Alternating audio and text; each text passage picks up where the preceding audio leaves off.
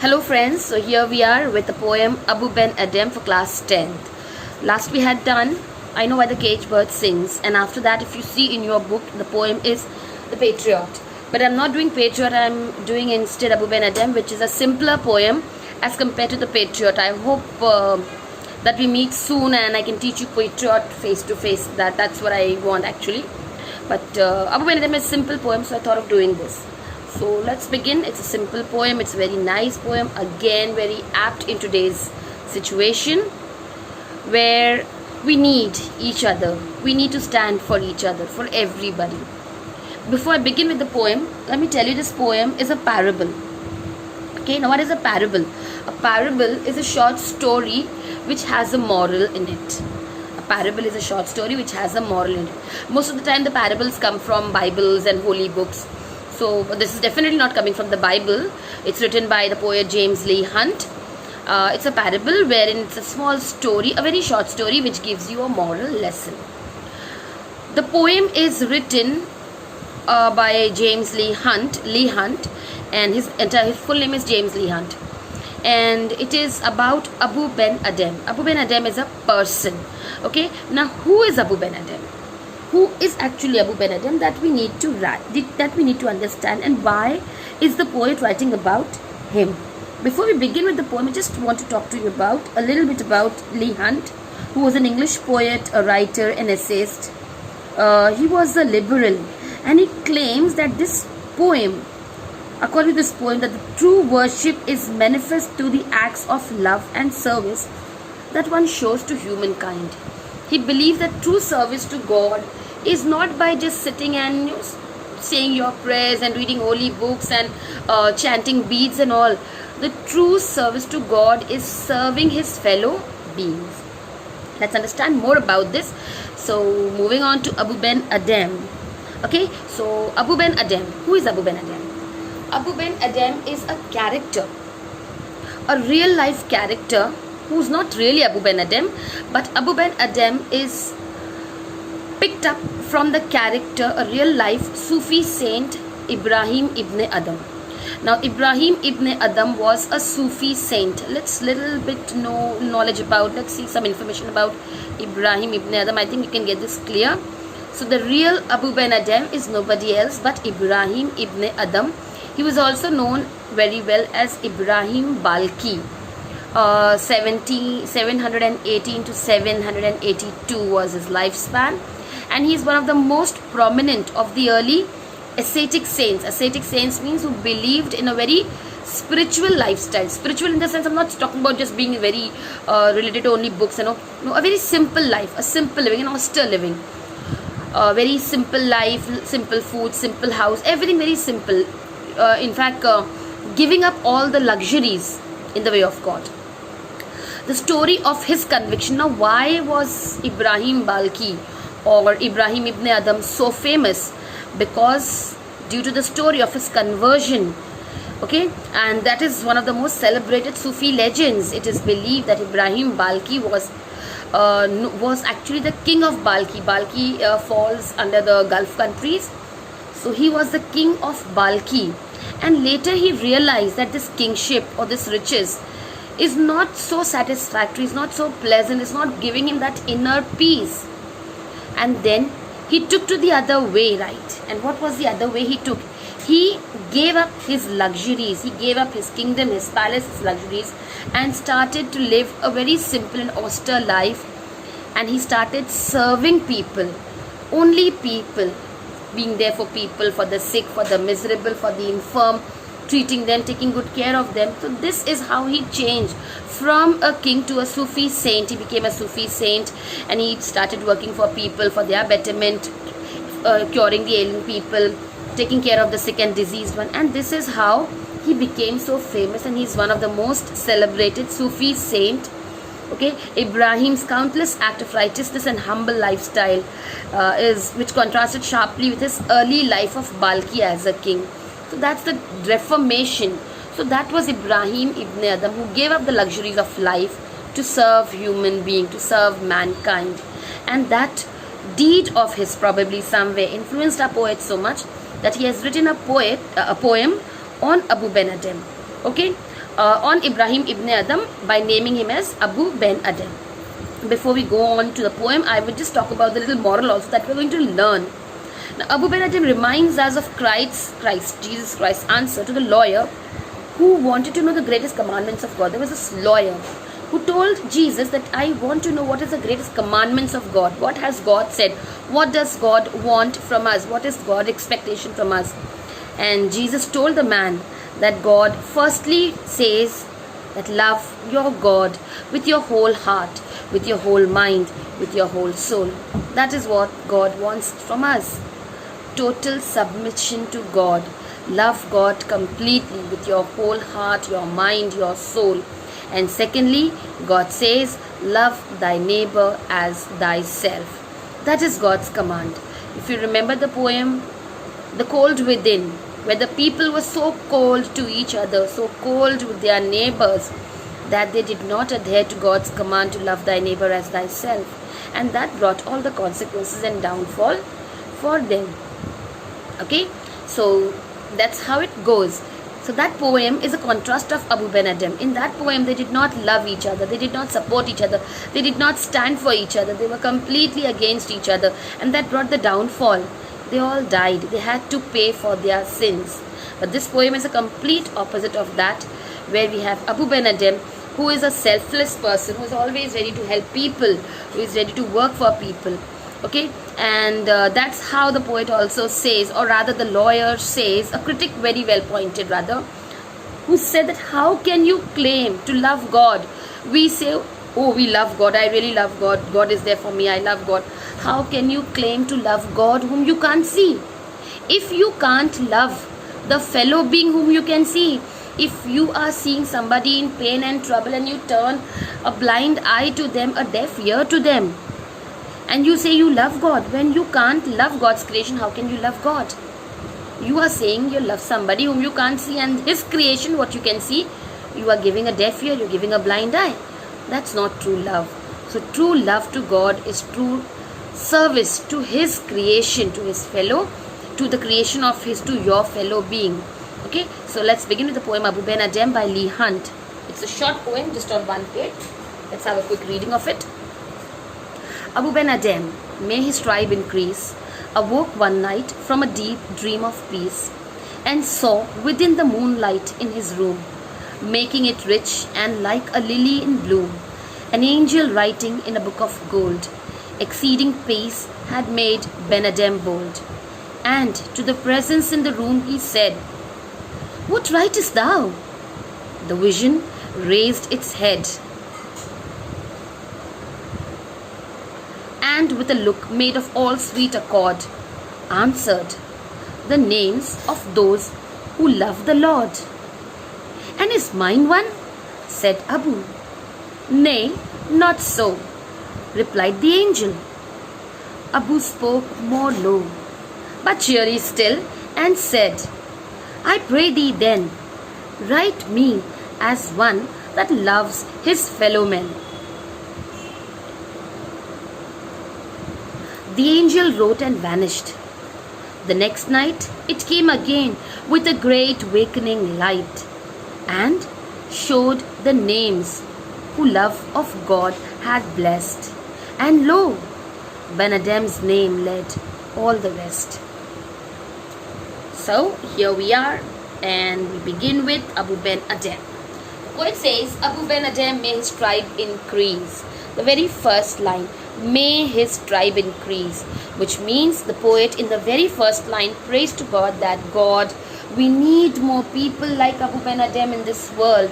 This world desperately needs people like Abou Ben Adhem. So he says that may there be many people like Abou Ben Adhem in this world. May his tribe increase. May his people of his kind increase in this world.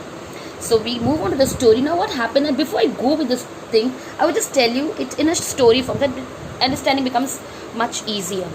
So actually what happens here is we have Abou Ben Adhem, a very pious person, a very selfless person, a very helping, loving, caring person who's always there for his fellow being, ready to help them, ready to take care of them.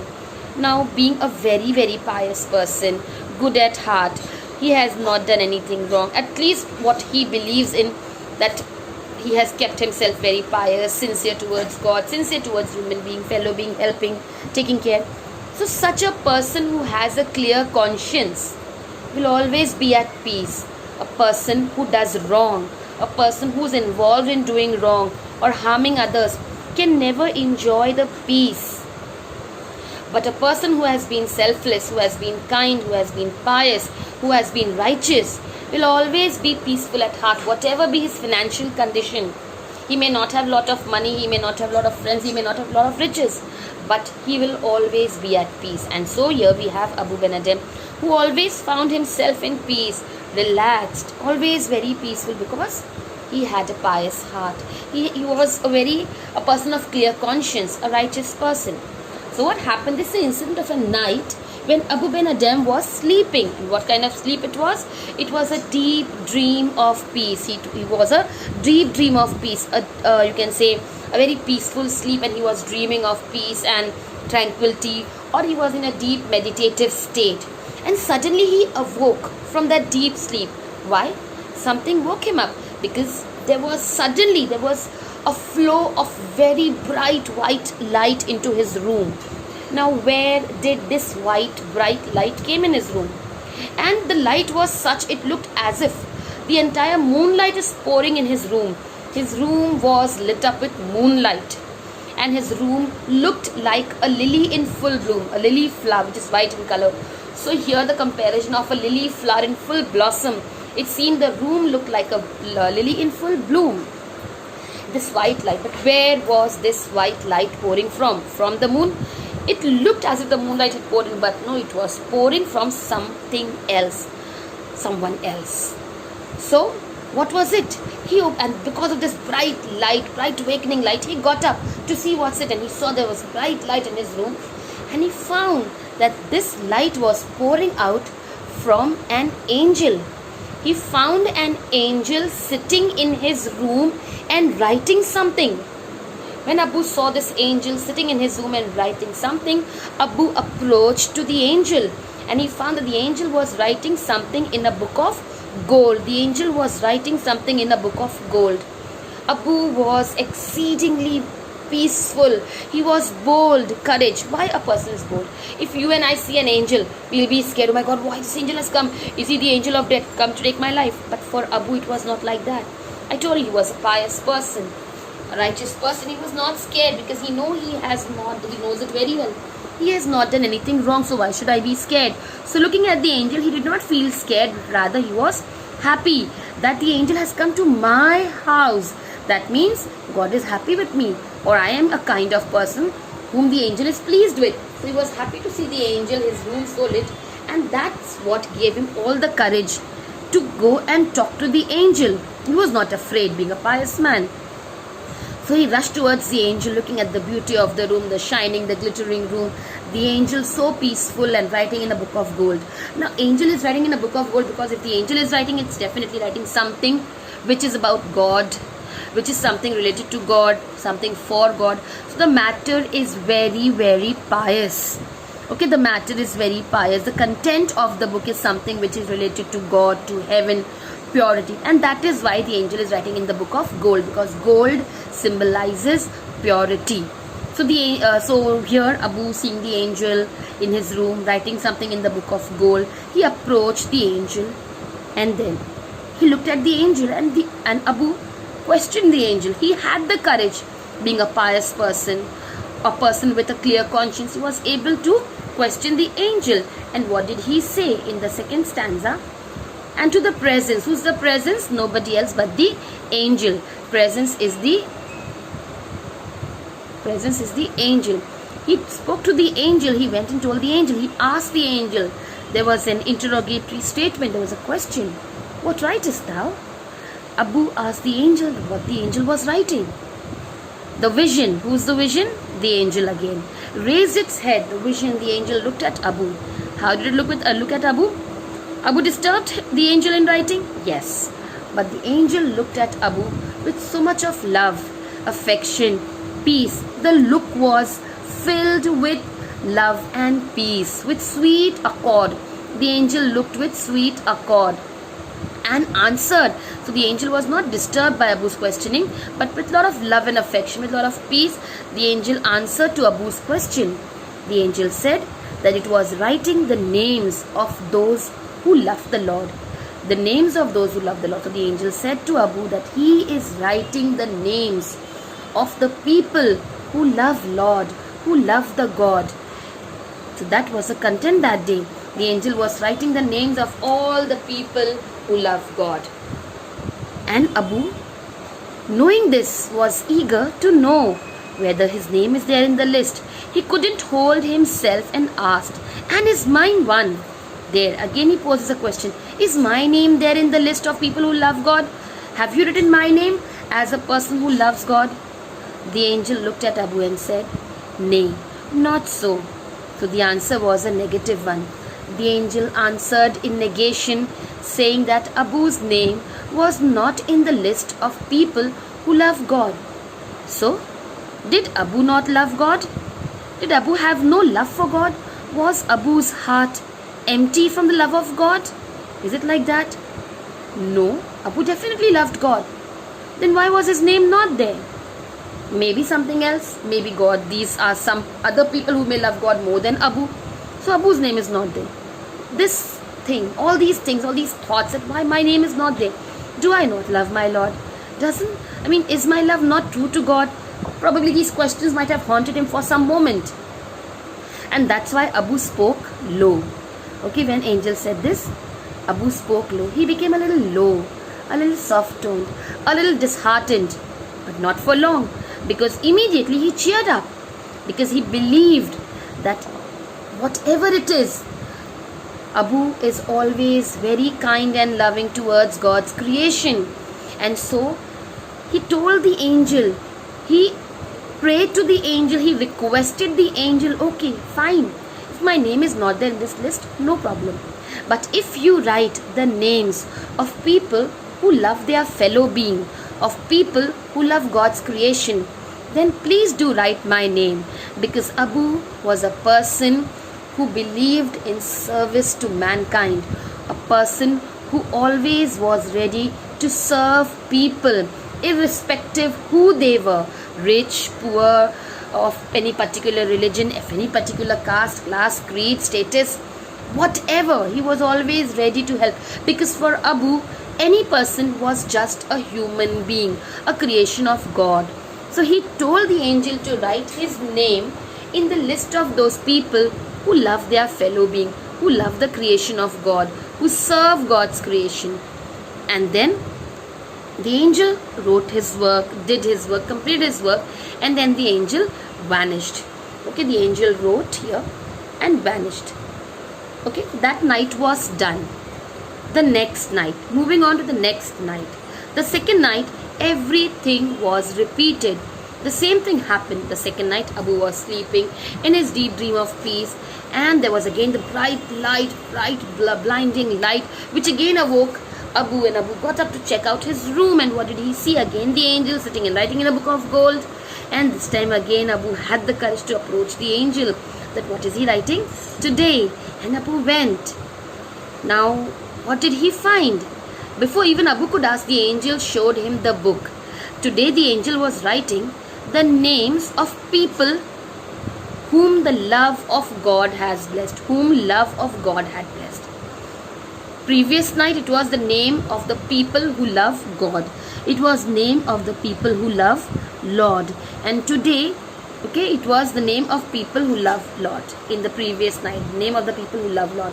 And this night, the angel was writing the names of people whom the Lord loves, whom the Lord has blessed, whom God has blessed. And lo, behold, surprising, that Abu's name led all the rest. The first name in the list was the name of Abou Ben Adhem. That's what we see here. Let's go quickly, line-wise. Again, Abou Ben Adhem, may his tribe increase. May people like Abou Ben Adhem, let people like Abou Ben Adhem increase in this world, increase in number in this world. We want more people like Abou Ben Adhem in this world. He was sleeping and he awoke one night from a deep dream of peace. If you see the letters D is repeated. So this is a figure of speech called alliteration. Okay, and saw within the moonlight in his room. So what did he see? He saw the moonlight in his room. His room was lit like as if the moonlight is pouring in his room, making it rich like a lily in bloom. It seemed that the room was filled with a lily in full bloom, a lily flower in full blossom, shining bright. Okay, then what did Abu see when he got up? He saw an angel writing in a book of gold. So he saw that there was an angel who was writing in the book of gold. He saw that the angel was writing in the book of gold, and as I told you, gold symbolizes purity. The matter was very pure. The matter was related to God and godliness. That's why it was something very important. So the matter of its purity. In a book of gold, exceeding peace had made Ben Adhem bold. Exceeding, too much of peace. Peace, why? As I told you, being a pious man, a righteous person, Abu was not afraid but happy and peaceful at the sight of the angel. So he was bold, he was courageous, and he approached the angel. And to the presence, that is to the angel, to the presence of the angel in the room, he said, "What writest thou?" Abu questioned him, "What are you writing?" The angel raised its head, looked at Abu, and with a look made of all sweet accord, with a love and peaceful, with a very loving and very peaceful way, the angel looked at Abu and answered that he is writing the names of those who love the Lord. The angel said that he is writing the name of those people who love the Lord. So understand this, there were 3 questions you need to, that's why I've put an asterisk here. If you see in my book, there are asterisk 1, 2 and there's one more 3. So what was the first question? Abu's first question was that, what are you writing? So the answer, what was the first thing? The names of those who love the Lord. So what was the first answer of the angel? The names of those who love the Lord. I repeat, the first answer of the angel was, he was writing the names of those who love the Lord. And Abu asked him, "Is mine there?" The angel answered in negation, "Your name is not there." Abu became a little low because his name was not there. Why? There was a question, I don't love God. Is my heart not filled with the love of God? But then he cheered up again because he believed that he loves God. And in fact, he serves God's creation. So definitely, he is not a wrong person. He is somebody who loves God. Maybe in a different way. That's a different way he loves God. So he cheered up again and he said, now this is the second thing, that write my name as one who loves his fellow men. Remember, the angel was writing the name of people who love God. Okay, angel was writing the name of people who love God. Abu told him to write his name in the list of those people who love their fellow. Okay, Abu told him to write his name in the list of those who love his fellow being, who love the creation of God, who love the fellow being. The angel wrote and vanished. It disappeared. The next night it came again. So that night the angel went away, but the next night the angel approached again, and everything in the first night was repeated. Abu got up, and this time when Abu approached the angel himself showed Abu the book what he was writing in. This time it was the name, the third thing I told you. First was the names of people who love the Lord.